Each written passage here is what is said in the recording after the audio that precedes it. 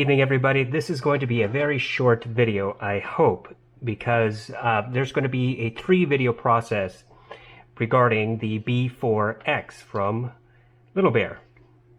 And I have the new op amps in, which we will replace in video 2. So this is going to be a 3-part video. The first part is just going to decipher whether or not there is an actual tonal difference between this and not this. Then we're going to have part 2, where we listen to the op amps in this first, then we go through the process of changing the op amps, then we listen to it again, and we try to figure out if the change in the op amps actually brings a change in the tonality. Okay, so that's 1, 2, and 3. So first one, just listen to this and see if there's any difference at all between this and just say out of this player, the R6. Second is changing the op amps, and third is hearing if there's any difference between the changed op amp before and after. So today we are going to use the Allo Audio S4R. These are really excellent headphones. So when I was on vacation over the weekend, when I was gone over the weekend, I took these with me, and these are really excellent headphones for neutral, flat, uncolored sound. I am frankly impressed with what I got, and we're going to do a comparison between these and the Neumann NDH-20 soon, but for today we're going to use these things because they are very flat, and this will probably help me determine whether there is in fact a difference between B4X and no B4X. So I have them on my head. This already comes with a 3.5mm. So I don't need an adapter. We're going to start up the R6. We're going to go to my Hibby app that has a bunch of my FLAC files on there. And we're going to try one of two things. This is the adapter that came with the B4X. It's the 3.5mm. You put it into the input here, the 3.5mm input. And this should go one of two ways. It can go to the headphone out on the player, or it can go in the line out if your player has a line out and the R6 has a line out. So we're going to go to, come on, all the way down, thank you. Go to audio settings on this, and there is a multifunction output. We're going to do either split it for line out, we're going to have it at line out. And let's see if there's any music whatsoever from the line out on this thing.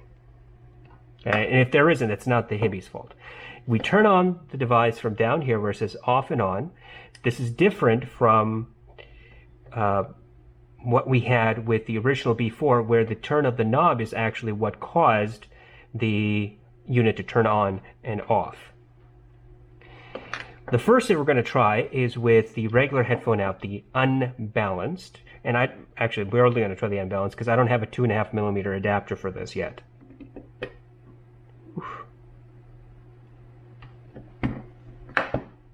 It's just kind of a tinny sound for some reason.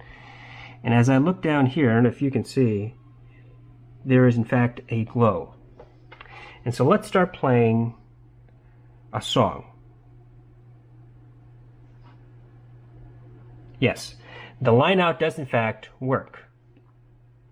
And why is that a concern? Because sometimes what happens is, let me stop this, is that this turns out to be a 1-pole instead of a 2-pole.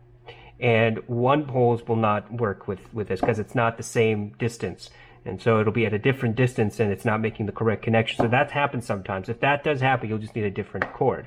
So the cord that comes with the B4X does in fact work just fine with the line out of your player. Let's go to the headphone out and let's listen to the headphone out. Let's see if that works. Yep, works just as good. But for this, we're just going to use the line out because that's theoretically the appropriate way to do it. Okay, so let's start again with this song. And currently I'm listening to Haim, Days Are Gone.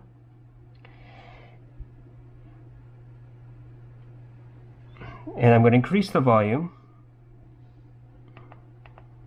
to, say, 65% or so.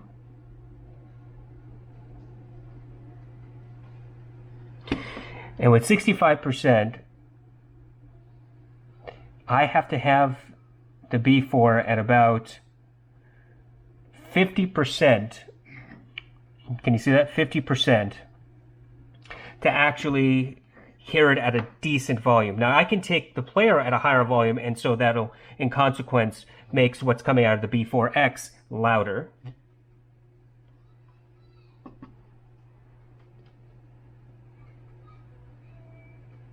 Okay, so now let me stop that, and I'm going to plug in the headphones straight through here.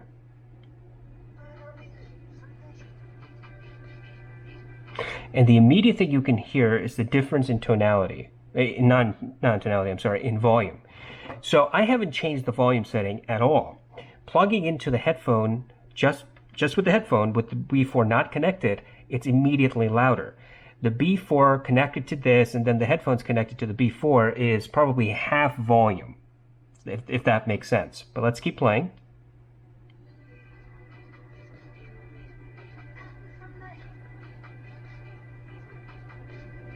Very clean, undistorted sound. The higher register just comes in really, really strong, especially with these headphones. So when the higher frequency, when she hits the higher frequency on the song, you know that it's there. It's not quite sibilant, but it gets relatively close. But let's plug this in, and let's play it. And I'm going to keep this at 50% again. And here we go.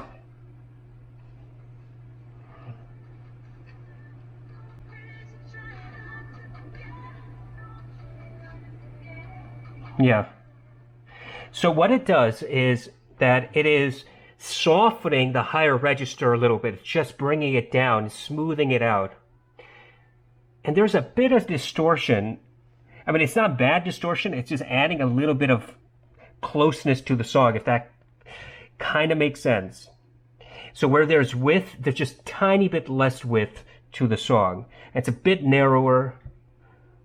And it just sounds a little bit more bassy, just tiny bit.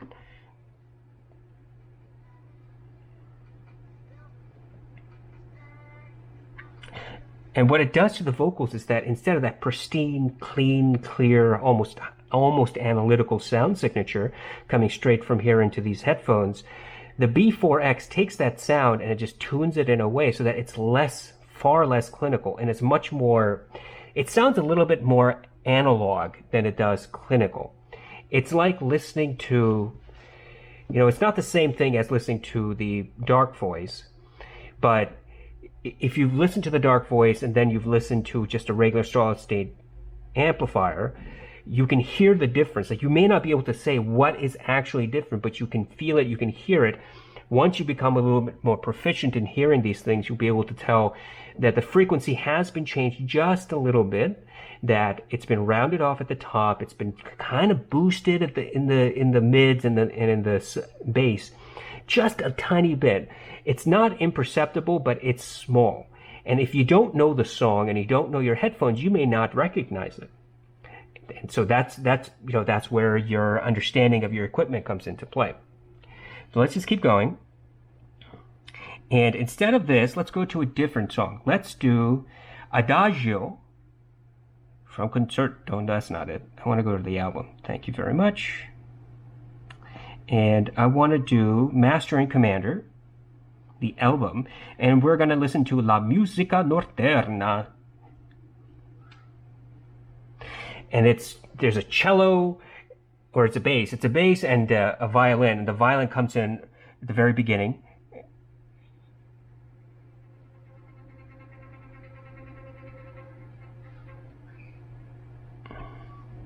So what I'm going to do is increase this to about max. So I would be getting the same amount of volume as I would at 65% off the player alone.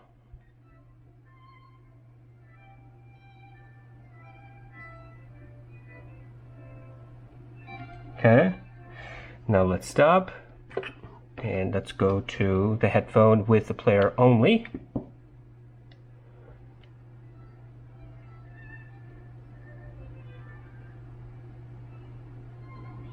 Yeah, it's an ever so slight change in the tonality of the violin. So how big would I say? It's maybe on a percentage scale, arbitrarily saying, I would say maybe 10-15% difference. So what it does is, again, it rounds off the top end a little bit and adds just a bit of hint in the warmth. It narrows the sounds to just a tiny bit, and that's it. And if you have really analytical headphones, or you have a player that just tends to be really analytical, you're using the most modern DAC chipset from AKM 4497 EQ or whatever, and you just don't like the tonality of that song, putting the B4X or something similar next to it and listening to your song through the tube amp will bring down some of the harshness just a tiny bit. Now, the better the tube amp, the better the tubes, the more power that the tube amp has, the better the response will be. Now, the B4 is a good little good little tube amp, but it doesn't really make a huge difference. It's not night and day difference. It's just a small difference, at least with the current op amps that we have in here. So let's keep listening to this for another few seconds, and then we'll go and switch back to the B4X.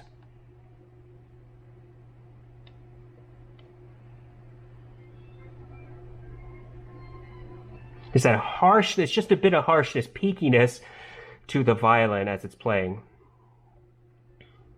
And let's switch to the B4X.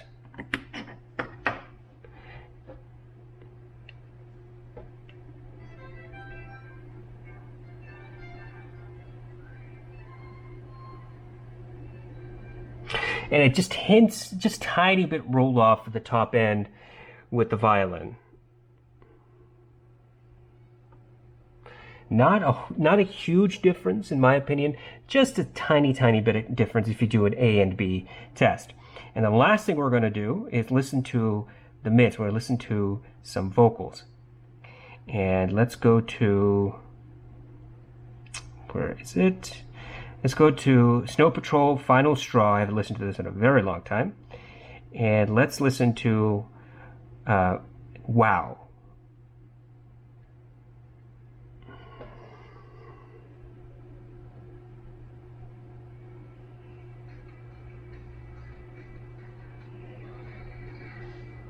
It's adding the vocal sounds a little bit more closed off.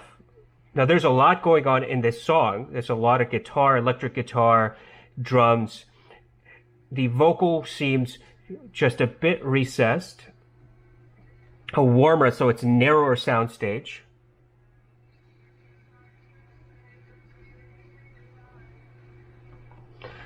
And let's switch to the player.